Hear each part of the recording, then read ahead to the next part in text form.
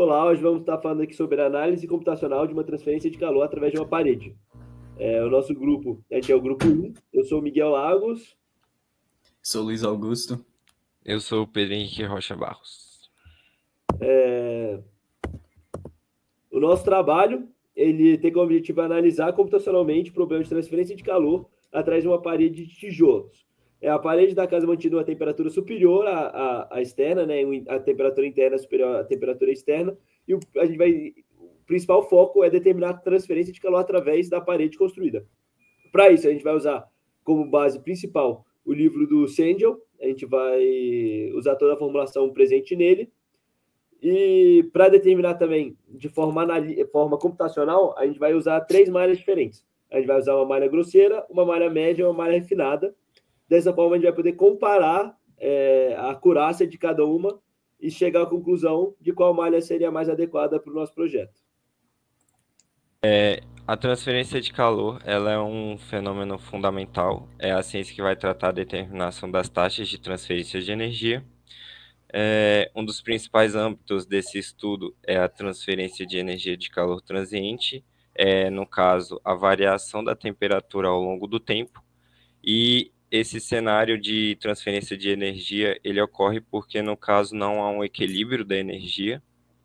E o trabalho tem como foco compreender o processo de aquecimento e resfriamento dos objetos. É válido lembrar que a análise de transferência de calor transiente desempenha um papel crucial em questões de segurança, até de resfriamento de reatores nucleares, até dissipação de calor em dispositivos. E para essas soluções nós temos 2 métodos, o método analítico e o método numérico.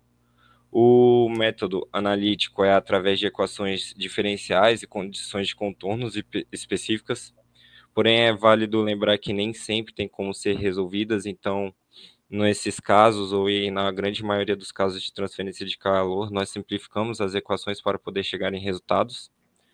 Já os métodos numéricos são os métodos de elementos finitos e métodos de volumes finitos.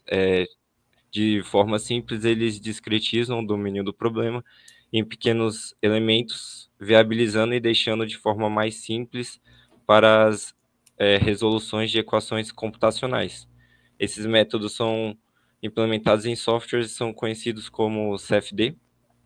Então, nesses 2 trabalhos, nós utilizaremos esses métodos. No caso da solução analítica, como foi falado, por deixar mais simples, usaremos um único termo de solução em série. E, além disso, será aplicada uma solução numérica para analisar a transferência de calor, utilizando malhas espaciais. O objetivo desse trabalho, de forma simples, é determinar a taxa de transferência de calor de uma parede construída com tijolos com buracos de ar, com auxílio de simulações computacionais e análises para podermos comparar tanto a parte analítica quanto a parte numérica. E para o embasamento teórico, como foi falado, vamos usar o livro de transferência de calor do Sengel. Esse livro vai ser a nossa base para a gente poder fazer esse nosso trabalho. O problema do trabalho é apresentado, né, da seguinte forma, com as características: uma parede de 25 centímetros de espessura, 9 metros de comprimento e 3 metros de altura, com um K de tijolos de 0,7, e ele é de 18 por 18 centímetros.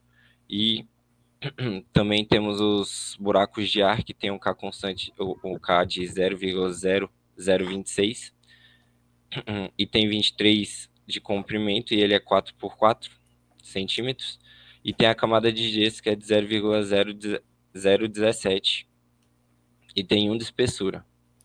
E também ele fala que a casa é mantida a 27 graus de temperatura e a ambiente externo é de 2 graus.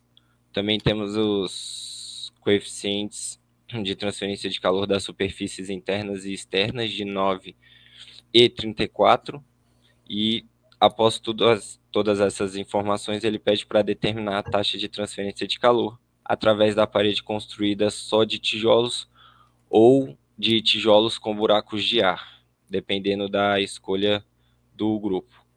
Aí também, Contudo, a gente tem que fazer duas considerações, três no caso, para podermos solucionar o problema e deixar ele mais fácil.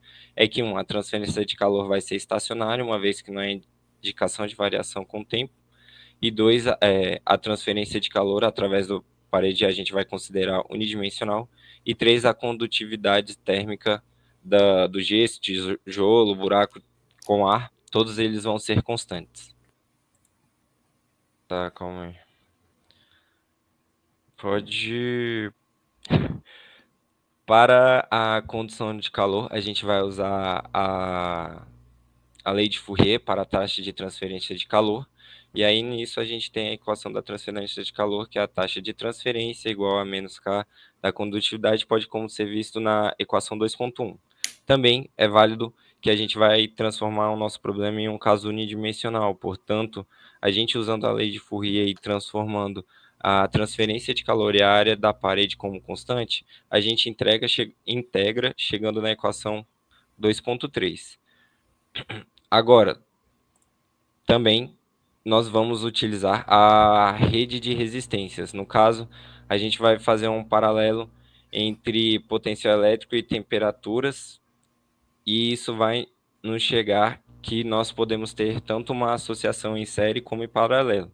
Uma associação em série você vai somar as resistências, e a associação em paralelo você vai somar o inverso delas para poder chegar no valor da resistência equivalente. Também a gente vai ter que usar a equação da condução, que vai ser igual a temperatura 1 menos a temperatura 2 sobre o raio da condução. E no caso, para a convecção, a gente vai usar a taxa de transferência vai ser igual à temperatura da superfície menos a temperatura do ambiente sobre o raio da convecção. É válido lembrar também que, para o caso da convecção, da transferência de calor para a convecção, a gente vai usar a lei de Newton para o resfriamento. Terminou. Prosseguindo agora para a nossa metodologia, primeiramente a gente vai falar sobre a derivação das equações algébricas. Como dito anteriormente, o problema de transferência de calor é um problema baseado em equações diferenciais parciais, só que para a gente resolver ele computacionalmente, a gente precisa transformar antes ele e discretizar o problema, então a gente consegue criar equações algébricas que a gente pode resolver facilmente no computador. Então, primeiro a gente vai sair da equação de transferência de calor comum, né? Aí, a equação 3.1, pode passar. E a partir dela, a gente vai imaginar, primeiro, elementos. A gente vai considerar no nosso trabalho elementos triangulares. E o conjunto desses elementos triangulares vão formar os nossos volumes de controle, que vão ser esses formatos hexagonais. A gente vai, então, considerar que a gente vai integrar em torno da superfície de um elemento de volume. Pode passar. E, ao integrar, a gente vai fazer também, a gente vai simplificar e dizer que a variação de temperatura vai ser uma variação linear. Ou seja, a gente vai ter, como diz na equação 3.4, a gente vai ter que a função t, ela depende só de ax mais by mais c. Ou seja, a gente faz uma explicação de primeira ordem. A gente poderia fazer de segunda, terceira, mas no caso do nosso problema aqui, a gente pode aproximar por uma parede plana, a gente chega na conclusão que na solução analítica a gente chega numa solução linear. Então, para fazer essa simplificação para a primeira ordem é suficiente para o nosso problema. A partir da equação, a gente consegue montar, então, esse sistema de matrizes. Pode passar? Pode passar também. E do sistema de matrizes, a gente consegue implementar já no MATLAB. A gente vai fazer, então, uma matriz. Na verdade, volta que é lá que ficou. Esse sistema de matriz fica A, T igual a B, na equação 3.13. A matriz A seria dos coeficientes globais de temperatura. E os coeficientes, eles são os coeficientes do os elementos hexagonais. Os elementos hexagonais têm os coeficientes C, que a gente determina o A partir do C, né? Como na equação 3.12. A matriz T são matriz de temperaturas e a matriz B são de condições de contorno. As condições de contorno podem ser de diversas naturezas. No nosso caso, é de temperatura especificada. Como a gente falou, a gente tem a temperatura interna da parede e a externa. Essa vai ser as condições que a gente vai utilizar para o problema. Pode passar. Falando também agora do método de solução analítico, a gente vai usar, então, a relação com as resistências elétricas. A gente vai calcular com a fórmula da convecção e da condução, que já falamos anteriormente, e com as associações em série em paralelo. Pode passar. Com a solução analítica, a gente chega... Primeiro, a gente determina uma transferência de calor, o Q ponto, né, a taxa de transferência de calor de 1,04, isso para uma área seria de um tijolo, né, de uma unidade. Depois, a gente multiplicando e relacionando a área dela com a área da parede inteira, a gente chega no valor de 777 watts. Para o nosso problema também de transferência de calor computacional, a gente vai ter mais uma preocupação que vai ser o calcular uma condição térmica equivalente. Pode passar a página. Que o problema é que o nosso problema ele é tridimensional, né? A parede tem a espessura, mas ela também tem o comprimento dela que a gente não vai estar levando em consideração. E se a gente notar, né, se a gente analisar, se a gente cortar a parede em seções transversais diferentes, a gente pode pegar uma área que é só gesso, uma área que tem gesso e tijolo, e uma área que tem gelo, tijolo e ar. Então, a gente tem que ter algum jeito de conseguir representar essas 3 seções num trabalho só bidimensional. Pode passar? Para isso, a gente imagina como se fosse uma sobreposição delas. A gente vai falar que o entorno, nas 3 seções, ele é feito de gesso. Então, a condutividade dele a gente pode considerar que é a do gesso. Agora, já nessas outras partes, né, na região 2 e na região 3, a gente vê que, dependendo da seção, tem uma condutividade diferente. Então, vão ser uma combinação entre elas.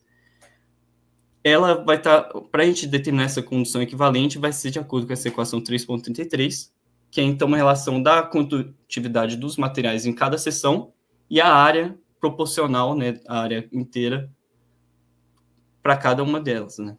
Então, seria uma média ponderada. Pode passar.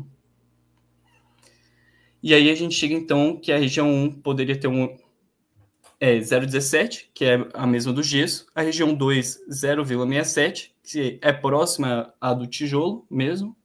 E a região 3, que seria a região que tem as cavidades de ar, 0,24, que é bem mais elevado que o ar. Então, a gente vê que as seções de gesso, de tijolos, elas interferem bastante na condutividade. E por resultados, nós temos aqui as condutividades térmicas, né? A gente pode ver os resultados para 3 condutividades diferentes. A principal diferença seria mais na transição de uma para outra. A gente pode ver aqui a malha já mais refinada. Temos também a malha de elementos finitos. A gente pode ver que quanto mais refinada, mais triângulos, mais subdivisões vamos ter. Com isso, a gente tem a distribuição de temperatura para cada um deles.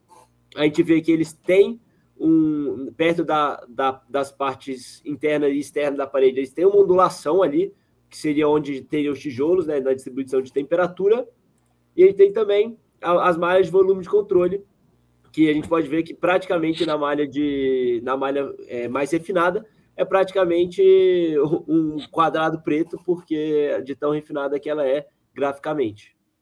A gente tem aqui também que tiveram resultados parecidos com o resultado analítico, né, que foi 777,33, e a gente tem um erro relativo de um para outro. Os resultados das 3 malhas foram satisfatórios, né? A malha simples, a média, a mais refinada. A malha mais refinada, ela depende muito de potência computacional, então acabou que ela foi aqui menos adaptada para o nosso projeto. A malha mais simples foi até que se saiu melhor, levando em conta o tempo computacional. E essa análise foi muito importante, porque a gente pôde analisar todos os pontos e pode modelar para problemas mais complicados. E essas foram as referências utilizadas.